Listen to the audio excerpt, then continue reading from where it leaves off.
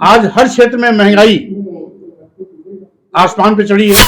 ये बात दीगर है कि किसान को अपने उत्पाद को मिट्टी के भाव बेचना पड़ता है, लेकिन किसानों को जो सामान मार्केट से खरीदना पड़ता है उसे सोने के भाव खरीदना पड़ता है। तो भाजपा की इस गलत नीतियों के साथ के नाते आज पूरा देश त्राही कर रहा है। विपक्ष की कोशिश होगी कि 2024 लोकसभा का चुनाव भाजपा की विदाई का चुनाव हो।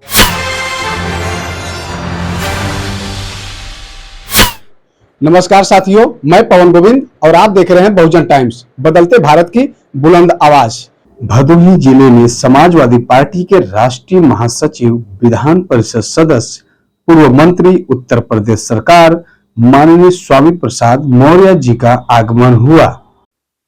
मौर्य विकास समिति भदोही के जिला अध्यक्ष, जिला पंचायत सदस्य अरुण मौर्य ने अपने समर्थकों के साथ जिला बॉर्डर पर पहुंच करके माला पहना करके किया भव्य स्वागत। आपको बता दें कि भदोही जिले के खमहरिया में मौर्य कारपेट के फाउंडर, समाज सेवी, जिन्होंने 5000 स्क्वायर फीट जमीन सम्राट अशोक सेवा ट्रस्ट को दान दे दिए और न जाने कितने पिछड़े दलितों के मसीहा बने रहे। स्वर्गीय बाबू शीतला प्रसाद मौर्य के श्रद्धांजलि सभा में शामिल होने आए पूर्व मंत्री स्वामी प्रसाद मौर्य। माननीय राष्ट्रीय सचिव जी ने प्रतिमा पर माल्यार्पण कर पुष्प अर्पित किए और अपनी गहरी शोक संवेदना प्रकट करते हुए 2 मिनट का मौन धारण किए। इसी बीच मीडिया से बातचीत के दौरान माननीय मौर्य ने कई मुद्दों पर भारतीय जनता पार्टी को खूब धोया।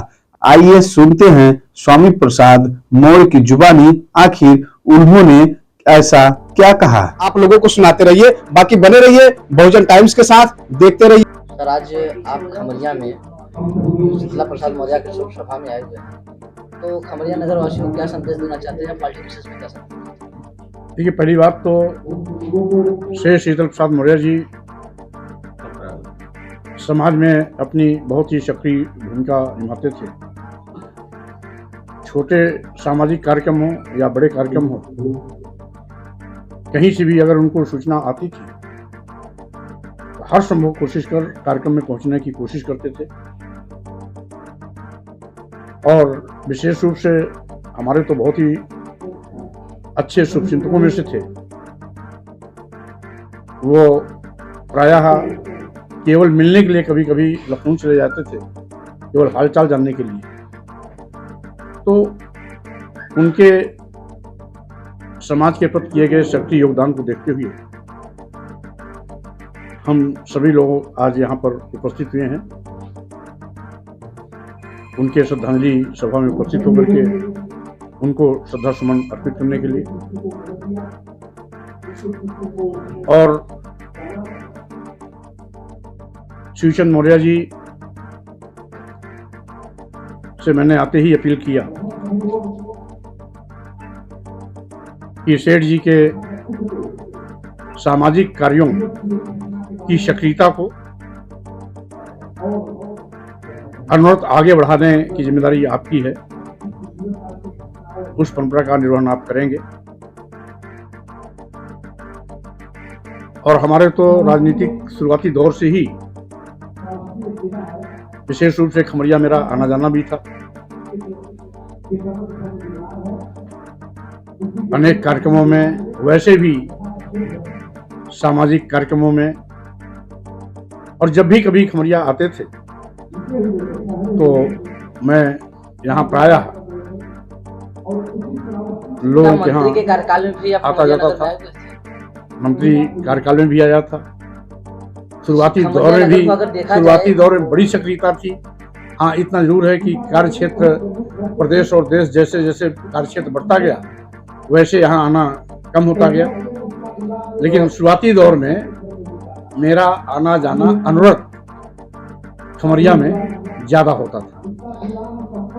यदि खमरिया की स्थिति देखा जाए तो हर क्षेत्रों से हटकर खमरिया नगर है। इसके विषय में क्या संदेश देना चाहते हैं कि अगर आपकी समाजवादी पार्टी 2024 में अगर सरकार की कुछ नीति अगर अच्छा निकलती है तो आप खमरिया नगर के बारे में क्या सोचेंगे? देखिए, खमरिया की पहचान कारपेट कारोबार से है। विशेष रूप से भदोही जनपद के जिला मुख्यालय भदोही हो, ज्ञानपुर हो या खमरिया हो, इन सब की पहचान कारपेट इंडस्ट्री से है। और कभी एक दौर था जब इस छोटे से कस्बे खमरिया में के कारपेट कारोबार से आसपास के सैकड़ों गांव के हजारों लोग इस कारोबार से मजदूरी पाते थे, कारोबार से जुड़े थे, उनकी अच्छी आय होती थी। हाँ, इतना जरूर है कि आज कारोबार उतना अच्छा नहीं है जितना पहले था। तो प्राथमिकता ये होगी कि जो भी हमारे प्रदेश के मौलिक उद्योग है उनको सशक्त किया जाए। बढ़ावा देने के लिए जो भी उपाय आवश्यक हो उसको किया जाए, क्योंकि कारपेट घराने तो कुछ हैं, लेकिन उनसे हजारों लोगों की रोजी रोटी जुड़ी होती है। तो स्वाभाविक रूप से इससे अगर पूरे जिले को ले लिया जाए तो लाखों लोग प्रतिदिन इस उद्योग से अपना परिवार चलाते हैं, अपनी रोजी रोटी चलाते हैं। उनके आय का मुख्य स्रोत होता है कारपेट बिनना।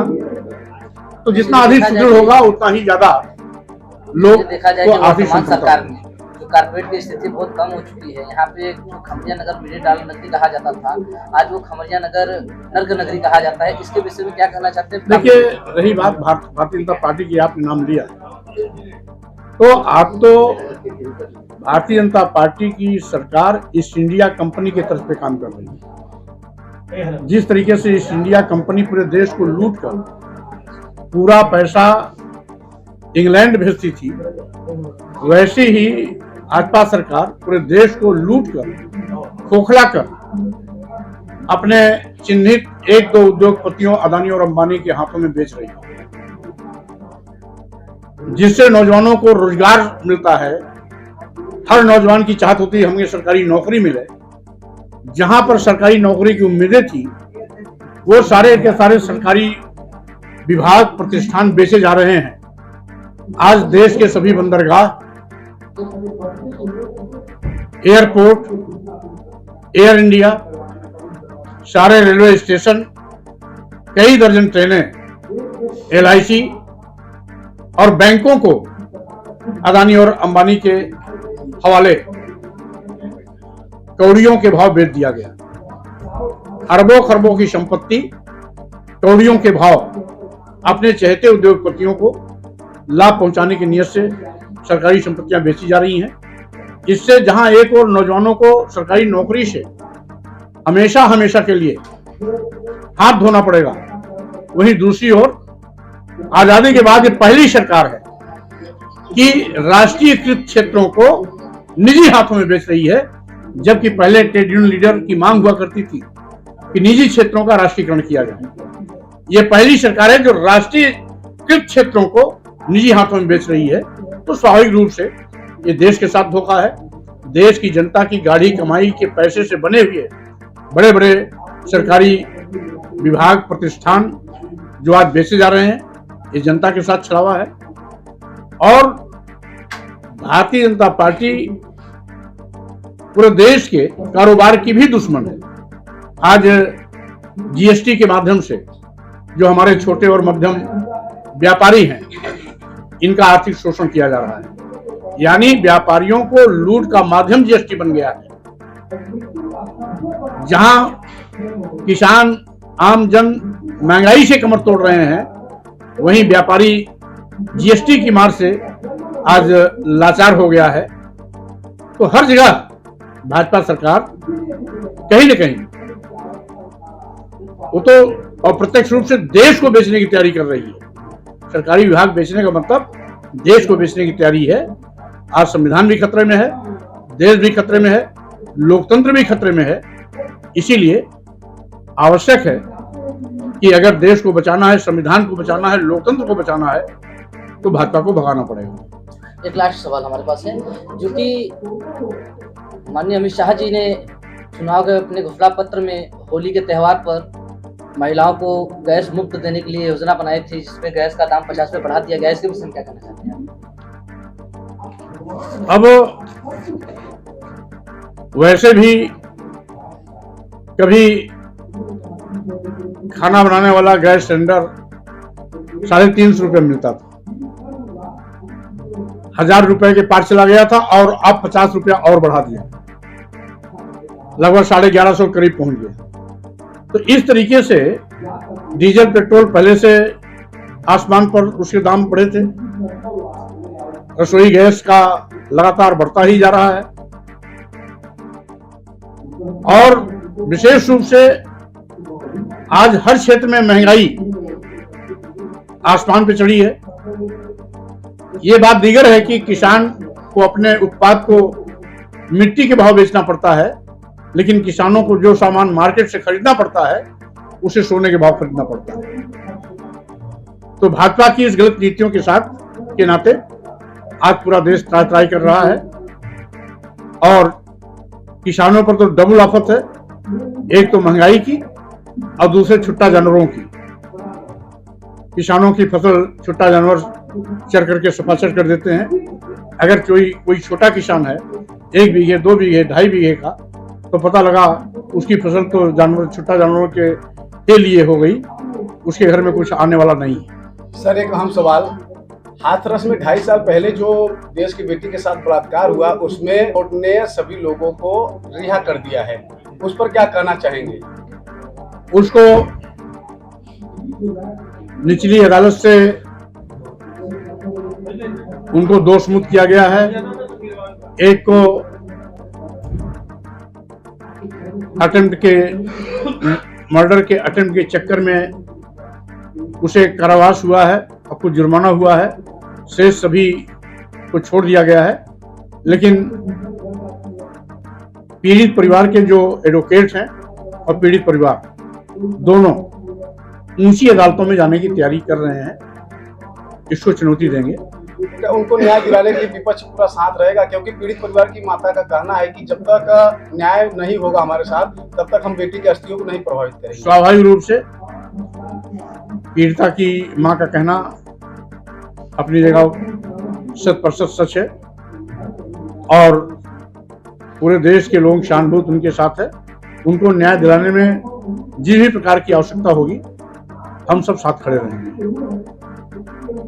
2024 में क्या उद्देश्य रहेगा कि लड़ाई लड़ने में भाजपा से? विपक्ष की कोशिश होगी कि 2024 लोकसभा का चुनाव भाजपा की विदाई का चुनाव हो।